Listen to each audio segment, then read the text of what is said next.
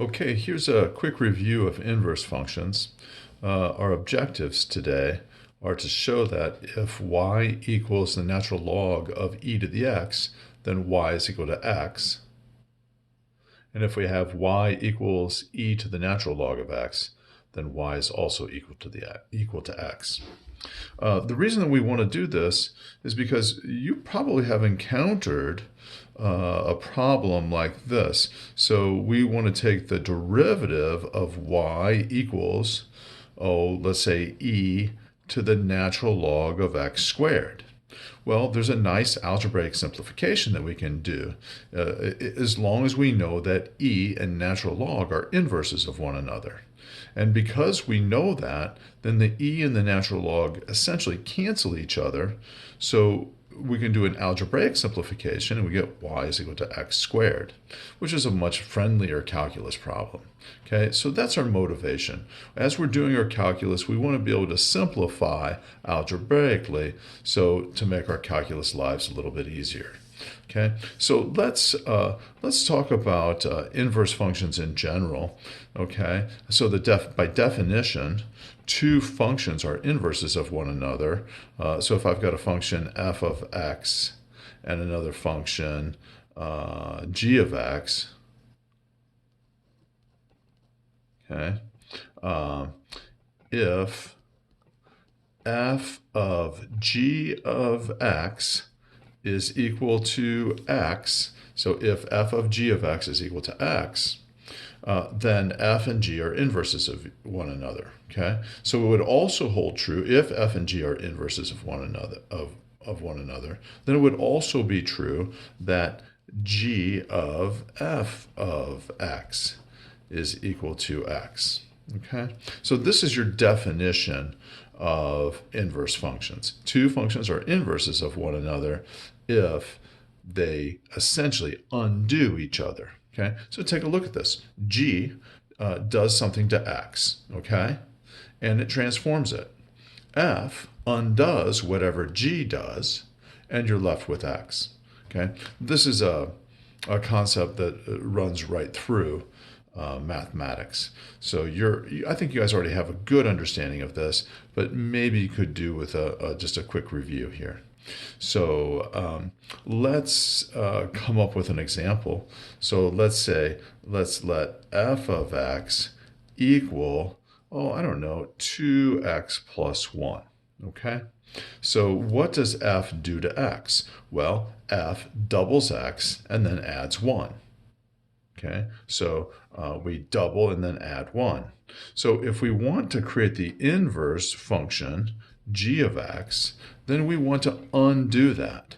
So if we undo doubling and then adding 1, we would subtract 1 and then divide by 2. So these two functions are inverses of one another. And here to show you that that is true, we'll do f of g of x. Okay, f of g of x is going to be 2, and then throw g of x into f. Okay, so 2 times x minus 1 divided by 2 plus 1. Okay, so if we simplify this, the 2's cancel each other and we get x minus 1 plus 1 and we get x. Okay, so f and g are inverses of each other. So we could say then that g of x is equal to the inverse of f. Okay, the whole concept of an inverse.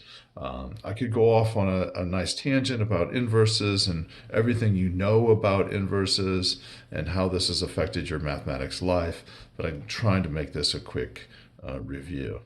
So this is the notation we use for inverses.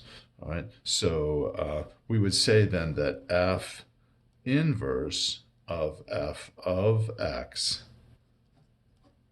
is equal to x if the inverse exists. Okay, so this is a quick definition of inverses and how they work. Now, how does this affect your calculus life? Well, you're working with two functions right now. You're working with f of x equals e to the x, and another function, g of x, equals the natural log of x. Okay, so these two functions are inverses of one another. How do we know that? Well, I think the easiest thing to do, it would be to take g and throw f into g. Okay, so we're going to take g of f of x. Okay, so every time we see an x in g of x, we're going to replace it with e to the x. So this is going to be the natural log of e to the x. So in this case, the right-hand side, it simplifies. We can use that power rule. So we have x times the natural log of e. And of course, the natural log of e is just 1. So this is equal to x. So g of f of x is equal to x. So that means that the natural log and the exponentiation, the e to the x, they cancel each other and you're just left with x. So secondly, we would want to show the other direction as well. So let's take f of g of x. F of g of x is, let's see, e to the natural log of x. Okay, so let's let y equal e to the natural log of x.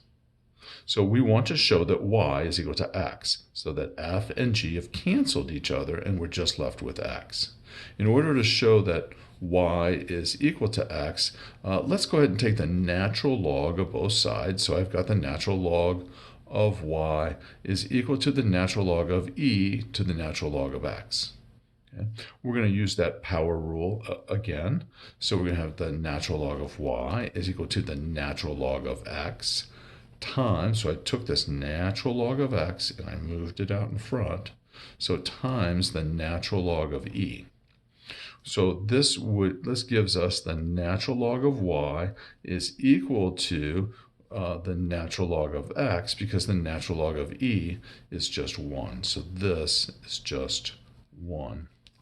So if the natural log of y is equal to the natural log of x, well, the only way that can be true is if y is equal to x. So y is equal to x. So these two functions are inverses of one another. Okay. So how this should affect your calculus life, again,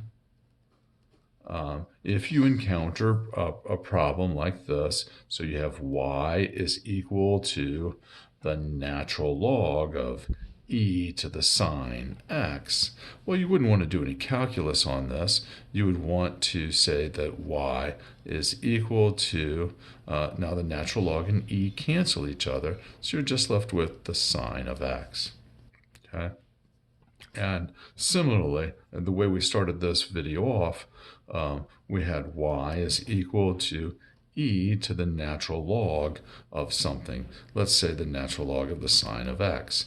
Well, again, e and natural log essentially cancel each other, and you get y is equal to the sine of x. And we can take the derivative or antiderivative, do whatever we have to do to simplify this. Hope this video helps.